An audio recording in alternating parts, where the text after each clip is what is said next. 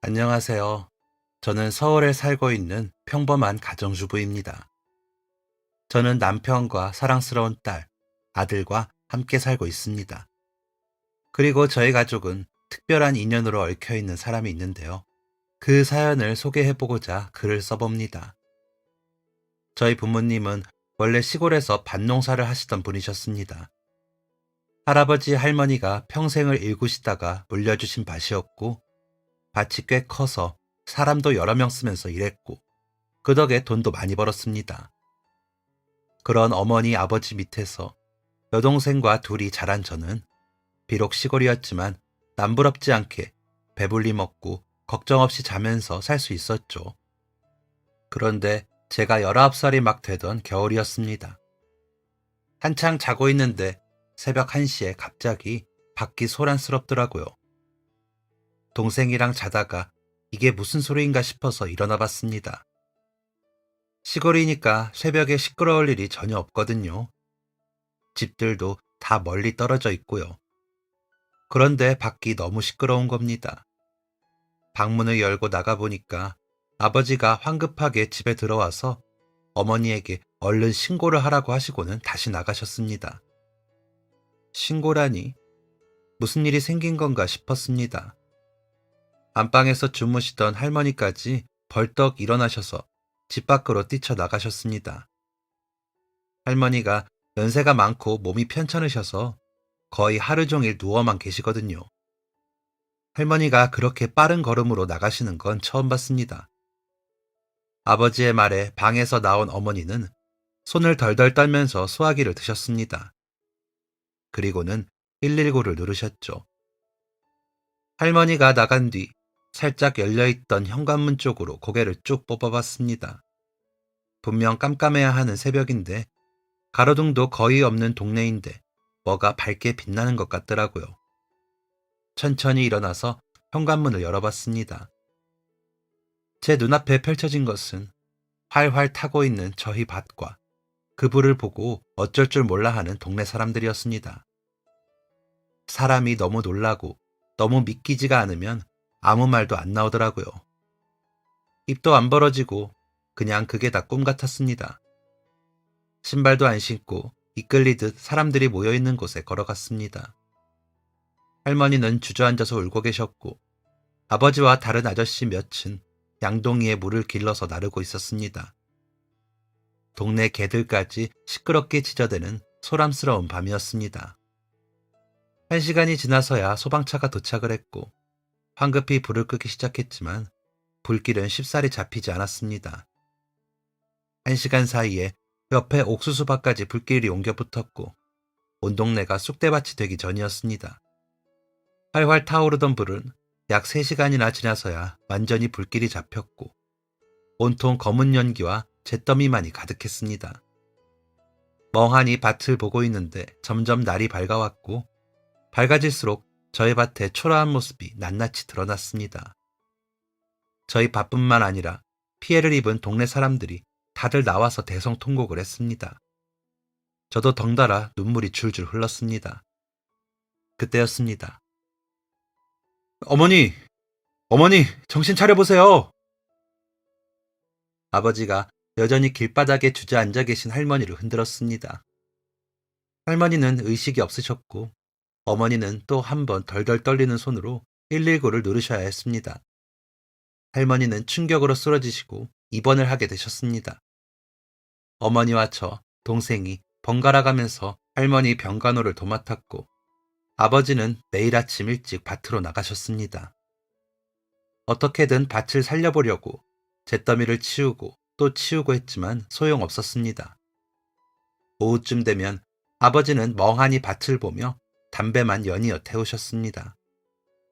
그렇게 보름이 지나고 깨어나서 이상한 말을 하고 다시 잠들기를 반복하시던 할머니가 결국 하늘나라로 가셨습니다. 장례가 끝나고 온기 없는 집에 가족들이 모였습니다. 아버지, 어머니, 그리고 저와 동생, 그 누구도 쉽사리 무어라 말을 할 수 없었습니다. 아버지가 나가시더니 담배를 한 대 태우고 들어오셨습니다. 그리곤 쩍쩍 갈라지는 목소리로 이렇게 말하셨죠. 떠나자. 밭도 다 저 모양 됐고 여기서 뭐하고 산다냐. 가자, 서울로. 서울엔 큰아버지가 계셨습니다. 큰아버지는 18살 때부터 서울에 혼자 올라가셔서 공장들을 전전하며 기술을 배우셨고 서울에서 작게 공장을 운영하고 계셨습니다.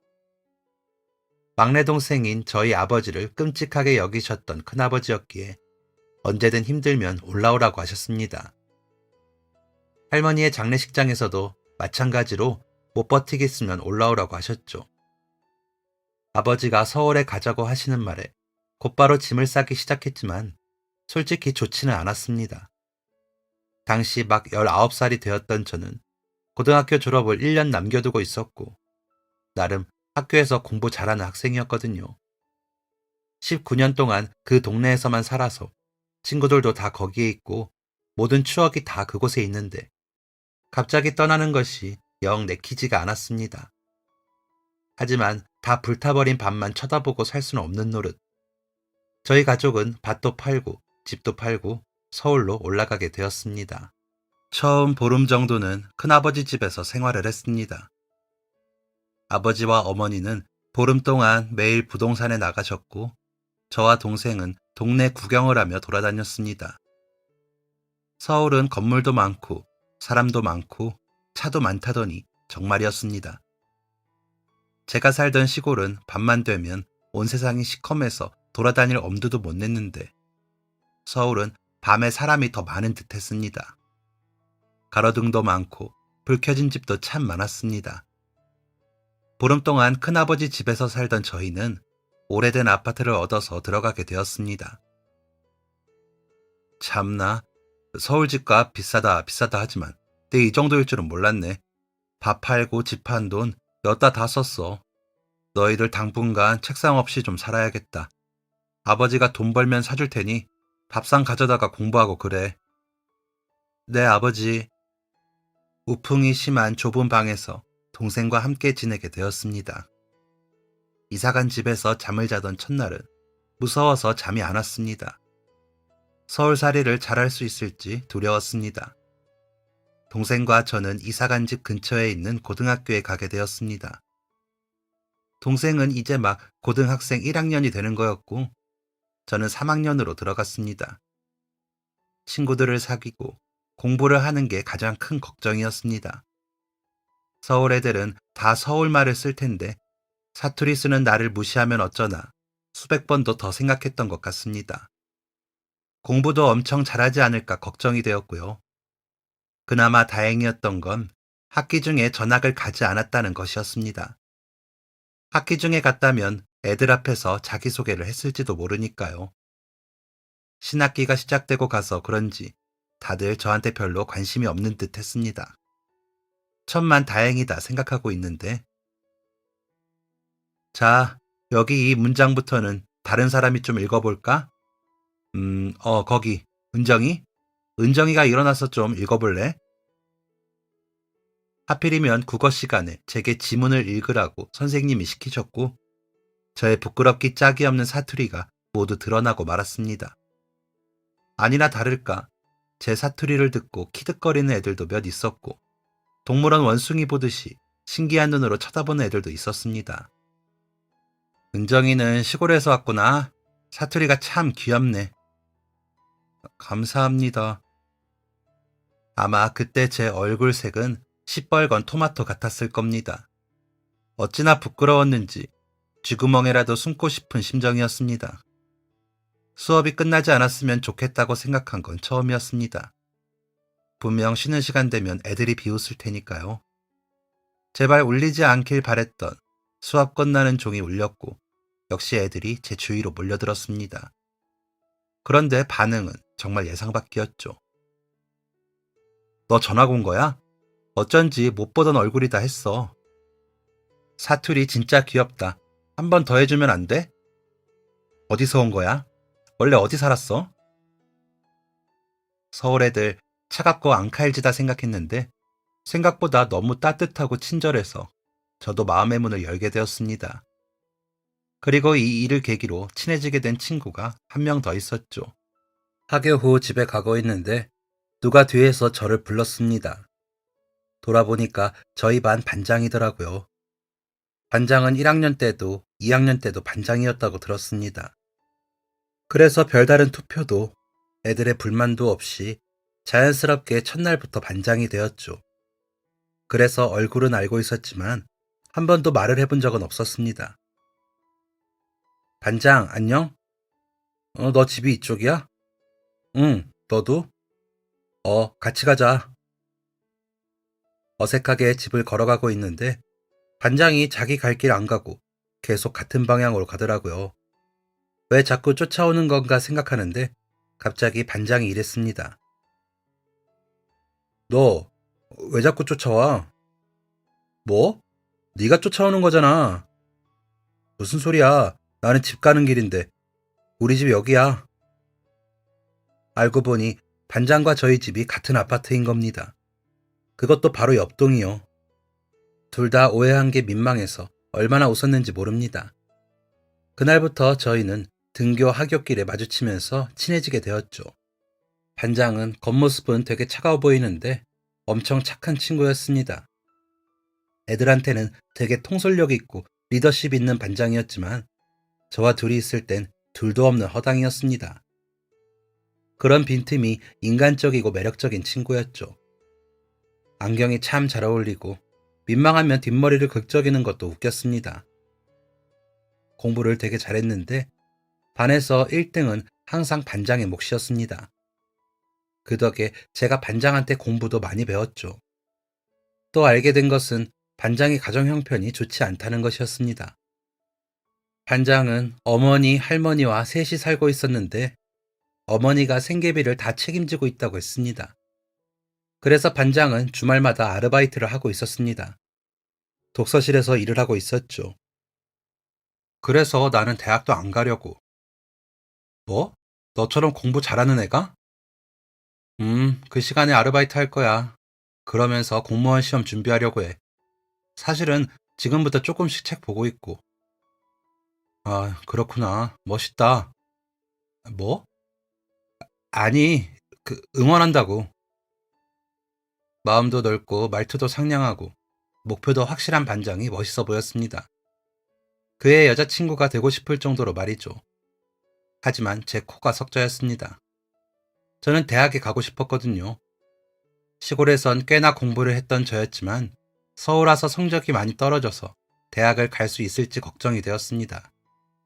공부 잘하는 반장 옆에 딱 붙어서 모르는 것도 물어보고 많이 배워서 덕분에 성적을 조금씩 올릴 수 있었죠.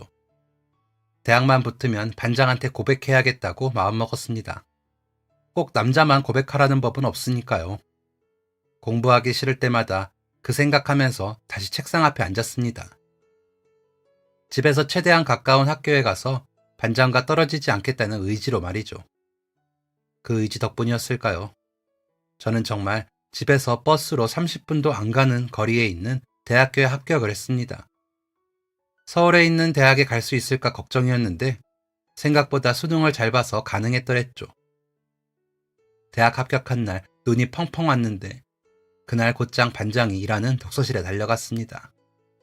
그리고 독서실 건물 뒤 주차장에서 반장한테 고백을 했고 그렇게 반장과 저는 여자친구와 남자친구가 되었습니다.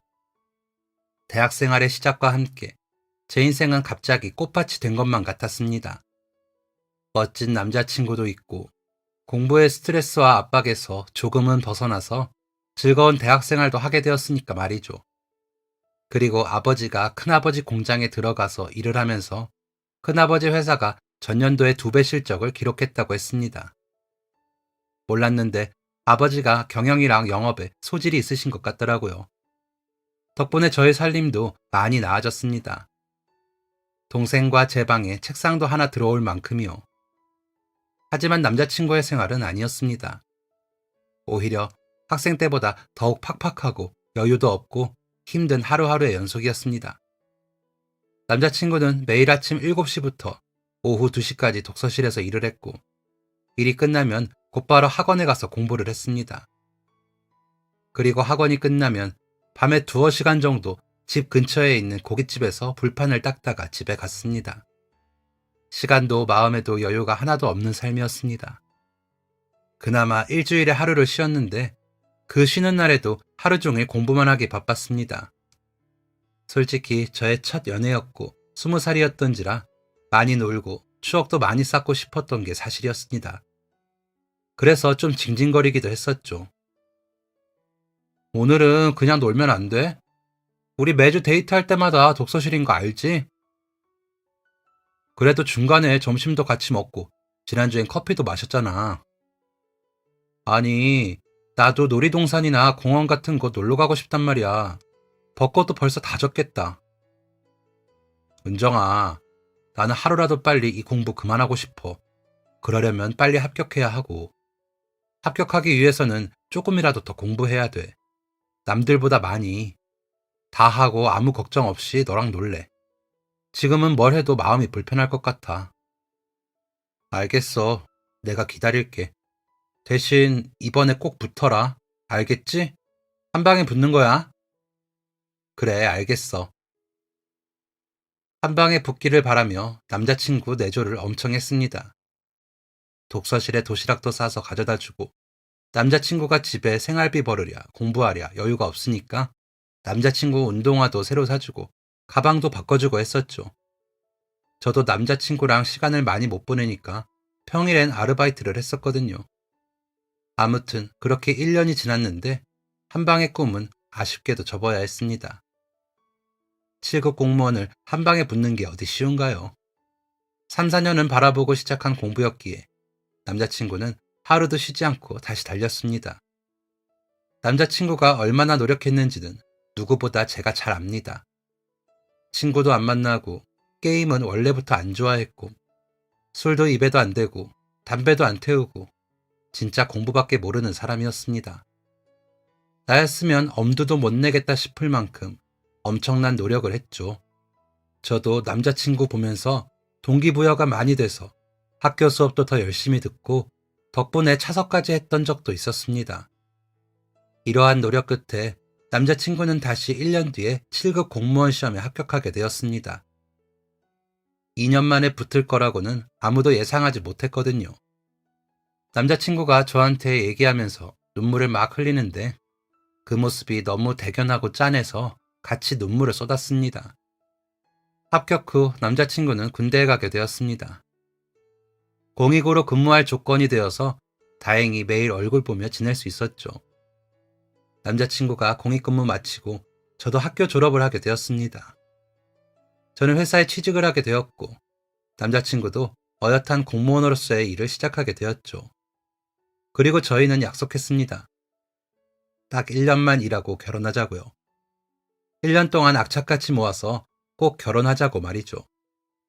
진짜 다시 생각해도 독하다 싶을 만큼 돈을 모았습니다. 어느 정도였냐면요. 남자친구랑 저랑 둘 다 일주일에 3, 4번 정도 도시락 싸서 출근을 했습니다. 다행히도 둘 다 직장에서 점심 식사 같이 하자고 강요하는 분위기가 아니라서 가능했습니다. 도시락 싸서 점심 해결하며 식비 아끼고 또 제가 옷을 정말 좋아하거든요. 뭐 그 나이 때 여자 중에서 안 그러는 사람이 있겠나요? 옷, 액세서리 이런 거 되게 좋아했는데 1년 동안 거의 안 사고 한 벌 살까 말까 했던 것 같네요. 저는 또 여동생이 있으니까 여동생이랑 옷 같이 입으면서 더 아낄 수 있었습니다. 저희는 데이트할 때도 아꼈습니다. 밖에서 먹는 밥 돈이 아까워서 서로 집에서 밥 해먹고 집에서 영화 보면서 시간을 보냈습니다. 가끔 커피 타서 공원 가서 산책하며 커피 마시고요. 여름 휴가는 얼토당토 않는 얘기였고 어디 한번 놀러 가지 않고 그렇게 돈을 모았습니다. 그렇게 악착같이 모은 끝에 1년 동안 저희가 목표로 했던 금액을 모을 수 있었고 저희는 바로 상견례 날짜부터 잡았습니다. 서로 집 오가면서 가족들 다 본 사이에 이미 예비 며느리, 예비 사위라는 거 점찍 얻었던 상황이라 상견례는 아주 수월하게 마칠 수 있었습니다. 문제는 결혼식 준비였죠. 아무리 악착같이 모았다고 해도 사회초년생들이 고작 1년 모은 돈이었습니다. 양쪽 부모님들이 결혼식 비용을 보태주신다고 하셨지만 그건 영 내키지 않더라고요. 둘 다 집안 형편이 넉넉하지 않다는 걸 너무 잘 알고 있었으니까요. 그때부터 여기저기 발로 뛰면서 일명 발품을 팔며 결혼 준비를 하게 되었습니다. 그렇게 꼬박 8개월을 두 발로 뛰며 준비를 한 끝에 저희는 비로소 부부가 될 수 있었죠. 들어가야 하는 신혼집이 빌라였는데 저희 결혼식하고 한 달 뒤에 집이 비워진다고 해서 결혼하고 한 달 정도는 각자의 집에서 살았습니다. 결혼을 했는데 한 것 같지 않은 재밌는 경우였죠. 이런 우여곡절 끝에 저희는 드디어 붙어있게 되었습니다. 힘들었던 고시 생활, 공익근무 시절을 모두 이겨내고 하나가 된 순간이었죠. 어느 날 저녁밥 먹고 둘이 꼭 붙어서 TV를 보고 있는데 남편이 그러더라고요. 우리 당분간은 신혼을 좀 즐기자. 여행도 가고 맛있는 것도 많이 먹고 예쁜 곳도 찾아가면서. 뭐? 우리 아이 낳으려면 돈 모아야 해. 그것도 좋지만 그동안 우리 너무 앞만 보고 달렸잖아. 잠깐은 괜찮을 것 같아. 잠깐만 쉬엄쉬엄 하자. 그래, 좋아. 거의 6년을 만나면서 제대로 된 데이트를 했던 날이 손에 꼽혔던 저희는 결혼을 하고서야 데이트다운 데이트를 하게 되었습니다. 주말이면 집에서 예쁘게 차려입고 나가서 그렇게 가고 싶었던 놀이공원도 가보고 스테이크를 파는 레스토랑도 가보고 꽃놀이도 가고 여행도 갔습니다. 정말 정말 행복했습니다. 이대로 시간이 멈추면 좋겠다고 생각이 들 만큼 마음 안에 행복이 가득 차 있었습니다. 그렇게 달콤한 신혼생활을 반년 정도 즐기고 있던 어느 날이었습니다. 남편이 퇴근을 했을 시간이 훨씬 지났는데 집에 들어오질 않더라고요. 전화도 안 받고요. 저희 남편이 술을 안 먹습니다. 그래서 회식도 거의 안 가고 가더라도 1시간쯤 있다가 집으로 오기 마련입니다.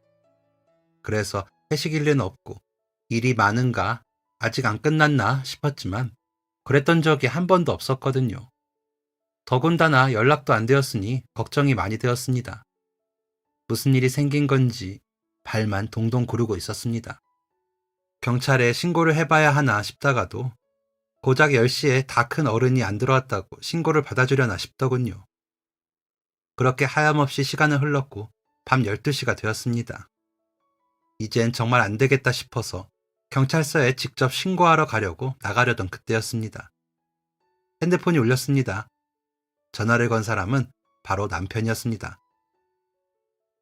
여보, 지금이 몇 시인데 아직도 안 와. 지금 어디야? 혹시 김준호 씨 아내분 되시나요?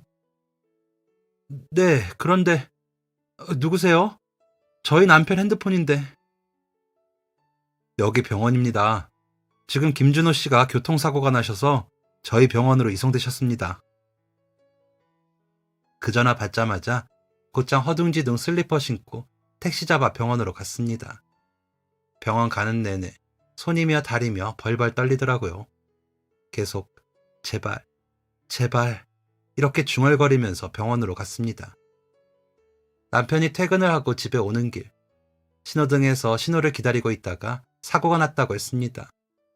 운전자가 술을 먹고 신호등에 가만히 있는 사람을 그냥 쳐버렸다고. 피해자가 총 셋인데 저희 남편의 상태가 가장 심각하답니다. 병원이 제게 전화를 걸었을 땐 이미 남편은 응급수술을 받으러 수술실에 들어간 상황이었습니다. 병원에 도착해서 수술실 앞에서 덜덜 떨면서 남편이 나오기만을 기다렸습니다. 상태가 얼마나 심각한지 정확하게 알 수 없어서 더 불안했습니다. 남편이 7시쯤에 수술실에 들어간다고 했는데 제가 12시 넘어서 도착하고 또 2시간이 더 있고서야 남편의 수술을 맡은 의사 선생님이 나오셨습니다. 뇌출혈이 심해서 수술 시간이 오래 걸렸답니다. 골절된 곳도 많고 상태가 많이 좋지 않았다고요. 일단 수술을 마쳤는데 예후가 좋지 않을 가능성이 크다고 하시더라고요. 그게 무슨 말일까요? 무슨 뜻인가요, 선생님? 남편분께서 깨어나지 못하실 수도 있습니다. 다리가 너무 떨려서 서 있을 힘도 없어 주저앉아 버렸습니다. 2시간 동안 꾹 참고 있던 눈물이 미친 듯이 쏟아졌습니다. 남편은 식물인간이 되었습니다. 지난 6개월의 신혼생활이 꿈같이 느껴졌습니다. 어떻게 사람 인생이 한순간에 이렇게 될 수 있을까요? 제 남편이 뭘 잘못했다고, 무슨 죄를 지었다고, 이런 일을 겪어야 하나요? 미동도 없는 남편을 본 시어머니도, 저희 부모님도 많이 우셨습니다. 매일 아침부터 밤까지 시어머니가 남편을 지켰고, 저는 퇴근하자마자 남편에게 가서 새벽까지 함께 있었습니다. 하루도 거르지 않고 남편의 몸 여기저기를 닦아주고 주물러줬습니다. 욕창이 생길까 걱정이 돼서 매일을 닦아줬습니다. 눈물이 줄줄 흐르는 걸 삼키면서 그렇게 살았습니다. 은정아, 너 그만해라. 이제 그만해. 그냥 너 살 길 찾아서 가. 저희 시어머니는 저만 보면 이렇게 말씀하셨습니다. 제가 어떻게 그만둬요. 남편이 아파서 누워있는데 제가 어떻게 남편을 버립니까? 처음엔 아무 말씀 안 하시던 친정엄마도 남편이 자그마치 1년이나 깨어나질 못하자 그만하라고 했습니다. 남편과 아직 못한 게 너무 많은데, 둘이 꿈꾼 미래가 너무 뚜렷한데 어떻게 제가 남편을 버려요? 그건 진짜 제가 나쁜 거잖아요. 남편이 깨어나지 않는 시간이 2년이 지나자 시어머니가 아예 병원에 못 오게 막으셨습니다. 은정아, 너 정말 왜 이렇게 말을 안 듣니? 오지 마. 더 이상 오지 마. 알아보니까 식물인간 된 사람이랑 이혼할 수 있다더라. 이혼해. 어차피 같이 산 날 얼마 되지도 않는 거 이혼하고 네 인생 살아. 너 아직 20대야.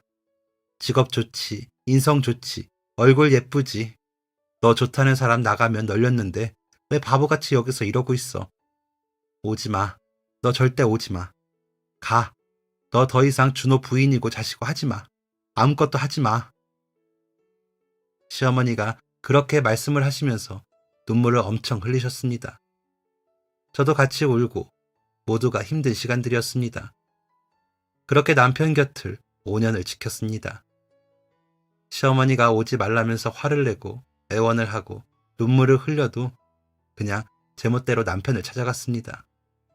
남편이 깨어날 수 있다고 굳게 믿으면서 제발 그러길 소원하면서 말이죠. 의사 선생님이 그러시더라고요. 깨어날 수 없을 거라고. 만약 깨어난다면 그건 정말 기적일 거라고요. 5년이라는 시간 동안 남편은 그대로 그 자리에 누워 있었고, 변하는 게 있었다면 주변 사람들의 희망이었습니다. 남편이 깨어날 거라는 희망이 점점 사라지고 있었습니다. 그러다가 어느 날 시어머니하고 병원 공터 같은 곳 벤치에 나란히 앉아서 커피를 한잔 하게 되었습니다. 날이 참 좋고 벚꽃이 활짝 핀 어느 날이었습니다. 은정아, 네 어머니, 이만하면 되지 않았니? 어머니 또 나는 말이야. 네가 고등학생 때 너를 처음 보고 얼마나 예뻤는지 몰라. 내가 그런 말주변이 없어서 티를 다 못 냈겠지만 너 정말 예뻤어. 그날 너 가고 준호가 나한테 와서 그러더라. 엄마 진짜 예쁘지? 너무 예쁘지? 나 은정이가 너무 좋아. 이렇게. 아, 우리 아들의 첫사랑이 시작되었구나. 나는 그 순간이 오면 되게 아쉬울 줄 알았는데 아니더라. 그게 너라서 다행이고 너라서 참 좋더라. 준호가 너랑 결혼한다고 했을 때 우리 아들이 여자 보는 눈이 있구나. 우리 준호 평생 행복하게 살겠구나 했어. 은정아, 나는 그만큼 널 아껴. 그래서 더는 못하겠다. 너한테 우리 준호 곁에 있으라고 더는 못하겠어. 우리 이제 그만하자. 그만 보자. 정말 눈물나게 예쁜 봄이었습니다. 시어머니는 말을 마치고 병실로 올라가시더니 제 짐을 예쁘게 종이봉투에 담아서 제 옆에 놓고 가셨습니다. 5년이라는 시간 동안 사실 안 지쳤다면 거짓말이었습니다. 남편이 깨어날 거라고 굳게 믿었는데 그 믿음이 사라질수록 점점 지쳐가더라고요. 그렇게 화창하고 아름다운 봄날에 저는 남편과 헤어지게 되었습니다. 며칠 뒤 시어머니가 변호사를 보냈고 이혼 절차를 밟게 되었죠. 솔직히 막 헤어지고 나서는 모든 게 흑백으로 보였습니다. 삶의 원동력도 없고 희망도 없었습니다. 그동안은 매일 남편에게 가야 한다는 사명감 같은 거라도 있었는데 그것마저 없어져 버리니까 의욕이 하나도 없더라고요. 그저 회사, 집, 회사, 집, 재미없는 인생을 보냈습니다. 저의 20대는 남편의 의식과 함께 지워져 버린 것 같았습니다. 다시는 삶의 희망도 행복도 느낄 수 없을 것만 같았습니다. 그렇게 남편과 이혼한 지 1년이 지났고 흑백이었던 제 인생을 조금씩 물들이는 사람을 만나게 되었습니다. 그 남자는 저희 회사에 스카웃된 남자였습니다. 저의 바로 위 상사로 들어오게 되었고 일 처리를 아주 잘하는 능력 있는 사람이었습니다. 바로 위 상사이다 보니까 저와 교류가 많았습니다. 저도 그 회사에서 거의 8년을 일하고 있었으니까 회사에서 직급도 있었고 아는 것도 꽤 있었거든요. 그 남자에게 이것저것 알려주기도 하고 또 일도 배우면서 둘이 붙어있는 시간이 많았습니다. 은정씨, 오늘 끝나고 뭐 해요? 밥이나 같이 먹을까요? 아, 죄송해요. 집에 일이 있어서. 어느 날부터인가 그 남자가 제게 호감을 표시하더군요. 예의 바르고 인성도 좋고 자기 일도 열심히 하는 멋진 사람이었지만 호감에 반응을 하지 않았습니다. 제가 다른 사람을 사랑한다는 것은 상상도 할 수 없는 일이라고 생각했으니까요. 그런데도 남자는 포기하지 않고 계속해서 제게 관심을 보였습니다. 그러다가 다른 팀하고 같이 회식을 하게 되었습니다. 그 팀 부장님이 술 먹으면 쓸데없는 농담을 많이 하는 사람이었거든요. 항상 술자리를 불편하게 하길래 안 끼고 싶었는데 어쩌다 보니까 같이 자리를 하게 되었습니다. 그 자리에서도 제게 호감이 있던 상사는 저를 엄청 챙겨주었죠. 누가 봐도 저를 좋아한다는 게 티가 나게요. 이미 저희 팀원들은 다 알고 있었습니다. 그런데 다들 제 사정 아니까 섣불리 뭐라 말 못하고 그냥 못 본 척하고 있었던 거죠.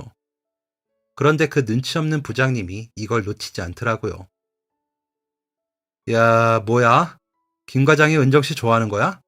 야, 그런 거야? 그래, 은정씨. 이제 그만 잊고 잘 살 때도 됐잖아.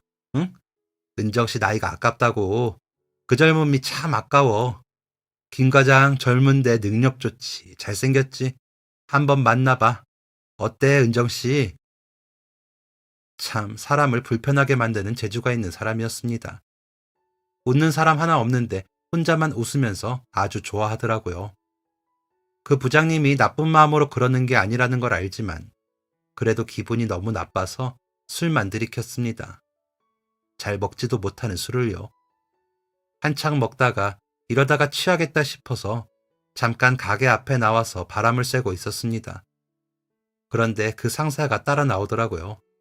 그러더니 자기 자켓을 제 어깨에 덮어주는 겁니다. 그런데 제가 술을 많이 먹었는지 헛소리를 하고 말았습니다. 어쩌면 속마음이었을지도 모르겠네요. 좀 하지 말라고요. 제 마음입니다. 진짜 제 멋대로네. 그럼 말해줘요. 뭘요? 은정 씨가 왜 저를 거부하는지요. 무슨 사연이 있는지 나한테 말해줘요. 그래, 차라리 제 사정을 다 말하면 제게 더 이상 호감을 안 가질지도 모르겠다 싶었습니다. 그 남자는 그때 제가 이혼했다는 사실조차도 모르고 있었으니까요. 제 이야기 들으면 제가 확 싫어질걸요. 완전 정 떨어질 텐데. 괜찮습니다. 술 기운이었는지 저는 제 이야기를 모두 털어놓았습니다. 19살 때부터 만났던 남자와 결혼한 것, 결혼한 지 6개월 만에 남편이 식물인간이 된 것, 5년 동안 곁을 지키다가 이혼하게 된 것, 저의 모든 민낯을 낱낱이 드러냈습니다. 분명 나쁜 여자로 생각하겠지. 이혼까지 했다고 하니 더 이상 나한테 관심 끄겠지 했는데 남자의 반응은 예상 밖이었습니다. 그럼 지금은 남편도 없고 남자친구도 없다는 거죠? 네? 제가 지금까지 한 말 듣긴 한 거예요? 네, 들었습니다. 그것 때문에 저를 거부한 거라면 저랑 만나요. 과장님, 지금 술 취했죠? 아니요, 저 술 안 먹었어요. 저는 그런 거 다 상관없으니까 우리 만나요. 그 다음에 필름이 뚝 끊겼습니다. 정신 차려보니까 집이더라고요. 동생 말로는 제가 어떤 남자한테 엎혀서 왔다는데 듣자 하니 과장님이었습니다. 전날 기억이 떠오르면서 너무 창피해서 얼굴이 다 빨개지더라고요. 앞으로 회사에서 어떻게 보나, 분명 나 이상한 사람이라고 생각하겠구나 싶어서 머리를 쥐어뜯고 있는데 과장님한테 문자가 왔습니다. 30분 뒤에 집 앞으로 갈게요. 같이 해장하죠. 그래, 차라리 매도 빨리 맞는 게 낫겠다 싶어서 알겠다고 답장을 보냈습니다. 전날 왜 그랬냐고, 진짜 이상하다고 뭐라고 하려나 걱정하고 있는데 정말로 해장하러 가더라고요. 일단 더부룩한 속부터 좀 달래보자고 하고 한술 뜨려는데 그 남자가 이러는 겁니다. 어제 다 기억나요? 뭐, 그럼요. 그럼 우리 만나기로 한 것도 기억나겠네요. 그 말 진심이에요? 저 어제 술 한 잔도 안 했다니까요. 당연히 진심이죠. 나 참 황당하네. 그렇게 남자와 저는 황당하게 시작을 하게 되었습니다. 아니, 이혼도 했고 식물인간인 전 남편도 두고 왔다는데 제가 뭐가 좋다고 그러는지 도저히 이해가 안 가더라고요. 뭐라 더 거절할 말도 없어서 그렇게 어영부영 만남을 시작하게 되었습니다. 남자는 냉철하고 진지한 회사의 모습과 다르게 둘이 있을 땐 굉장히 재미있고 장난기도 많은 사람이었습니다.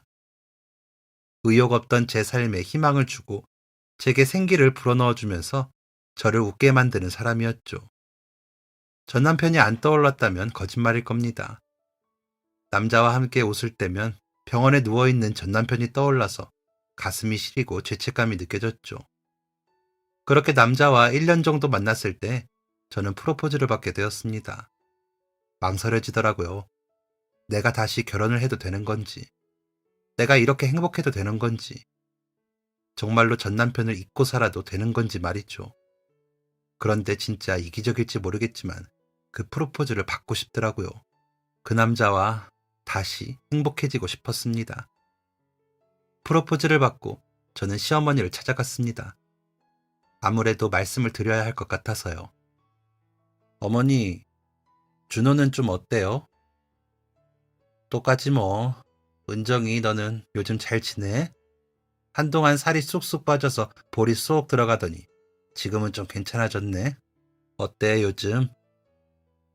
어머니, 저 사실 프로포즈 받았어요. 어머, 어머니가 눈물을 글썽이셨습니다. 배신감을 느꼈겠지. 분명 내가 원망스럽겠지 생각했습니다. 그런데 시어머니가 갑자기 저를 와락 끌어안으셨습니다. 어머, 나 너무 기쁘다, 은정아. 정말 축하해. 너무 잘 됐다. 어떤 사람이니? 분명 좋은 사람이겠지? 어쩜 잘했어, 은정아. 너무 잘 됐다. 시어머니가 눈물까지 흘리시면서 정말 진심으로 저를 축하해 주셨습니다. 시어머니의 눈물을 보고 죄책감이 조금은 덜어지는 기분이었습니다. 깊은 고민 끝에 저는 이 남자와 결혼을 하기로 결심했습니다. 많은 사람들이 저희를 축복해 주었고 또 응원해 주었습니다. 그리고 저희는 결혼한 지 2달 만에 아이까지 갖게 되었습니다. 허니문 베이비였죠. 정말 행복했습니다. 임신 기간 내내 남편은 저를 아주 살뜰하게 챙겨주었고 너무 오랜만에 사랑받는 기분을 느끼게 된 저는 매일매일이 행복하고 소중했죠. 뱃속의 아기는 탈없이 아주 잘 커주었고 38주 만에 세상의 모습을 드러내었습니다. 분만할 때 가족 분만실에서 분만을 했는데 제가 진통을 하는 9시간 동안 남편이 내내 제 옆에서 걱정스러운 표정으로 같이 호흡해주고 손도 꼭 잡아주다가 아이 딱 나오고 엉엉 울었습니다. 그 순간에도 참 좋은 사람이구나 싶더라고요. 그 아이의 탄생이 어찌나 신비롭고 행복하던지 세상 무엇과도 바꿀 수 없는 제 보물이자 제 목숨과도 같은 아이였습니다. 아이를 낳고 친정엄마의 도움을 받으며 집에서 산후조리를 했습니다.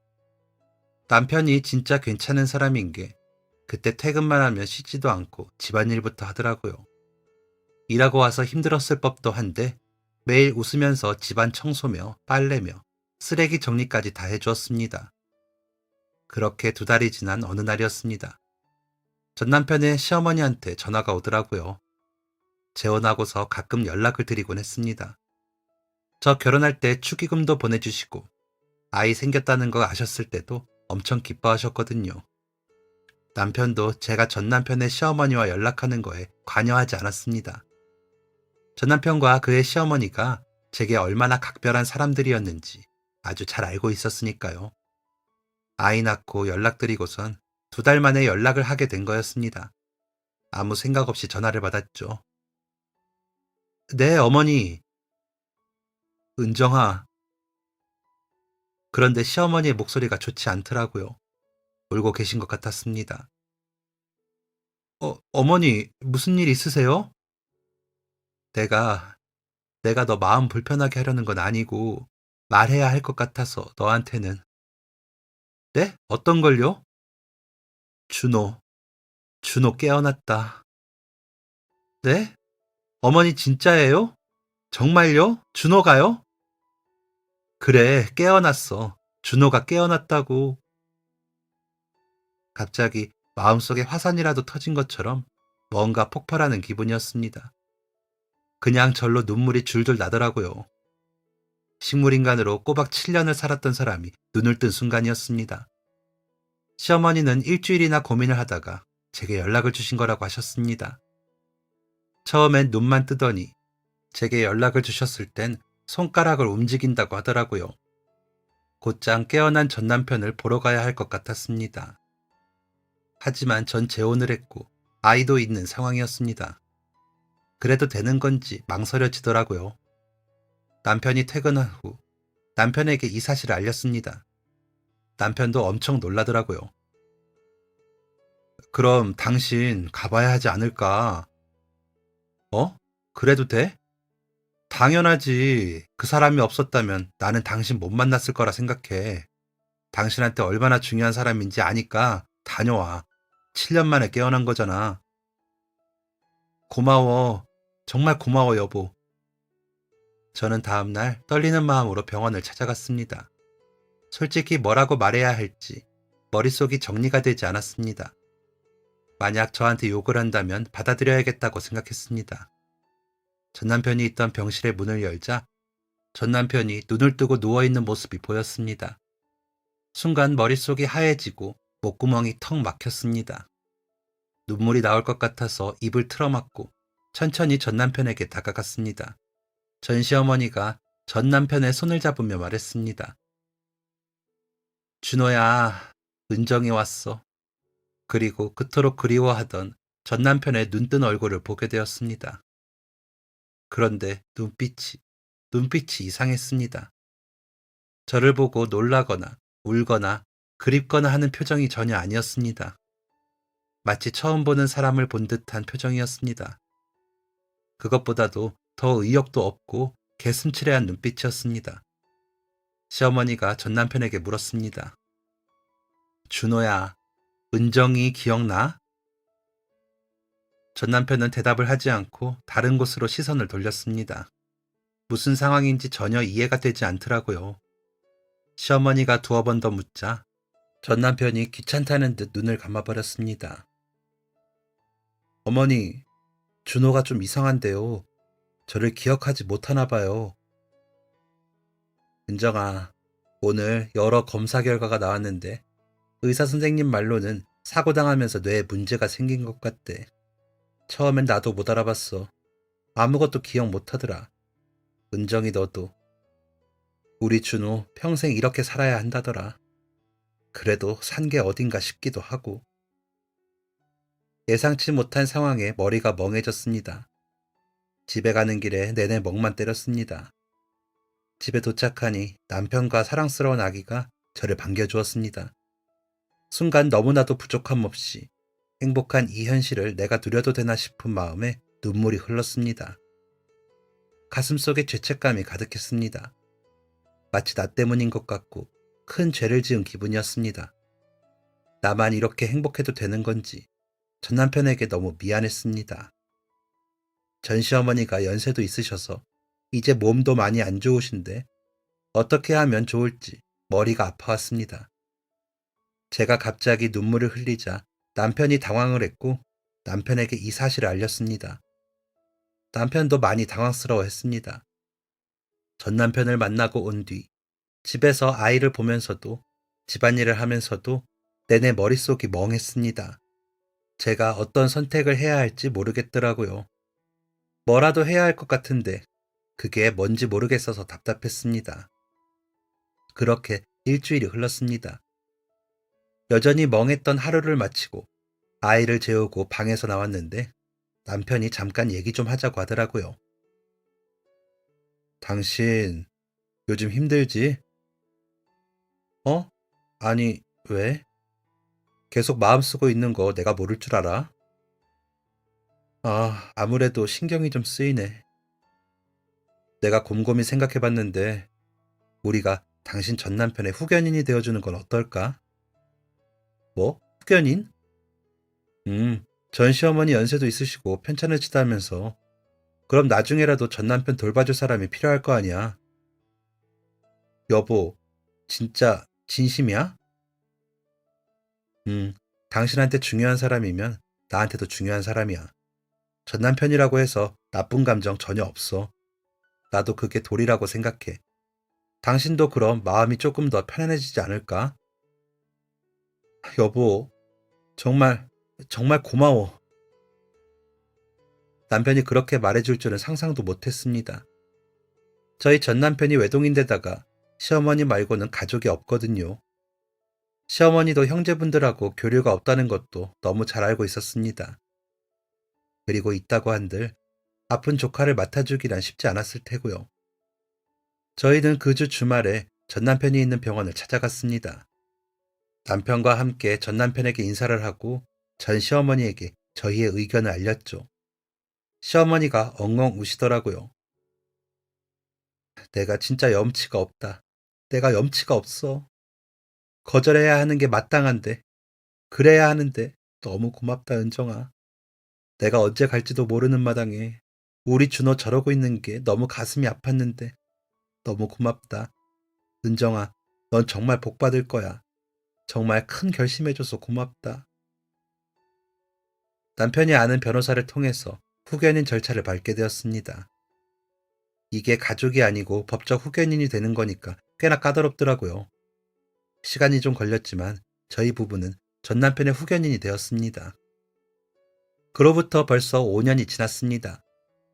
저희 부부는 그새 둘째까지 낳았고 정신없는 육아를 하고 있는 중입니다. 그리고 전 남편은 현재 시어머니와 둘이 살고 있습니다. 시어머니가 하루 종일 전 남편을 보고 있을 수 없어서 낮에는 센터에 다니고 있는데 그 금전적인 부분을 저희가 지원을 하고 있습니다. 남편은 여전히 5살짜리 아이처럼 생각하고 행동하지만 큰 사고 없이 잘 지내고 있습니다. 뭐라 정의할 수 없는 이 관계들이 참 복잡하기도 하고 남들이 보기엔 이상할 수도 있지만 분명한 것은 저희는 각자의 자리에서 최선을 다하고 있다는 것입니다. 많이 생각했습니다. 과거를 돌이켜보기도 했고요. 내가 할 수 있는 최선이었을까 하는 생각을 수도 없이 했습니다.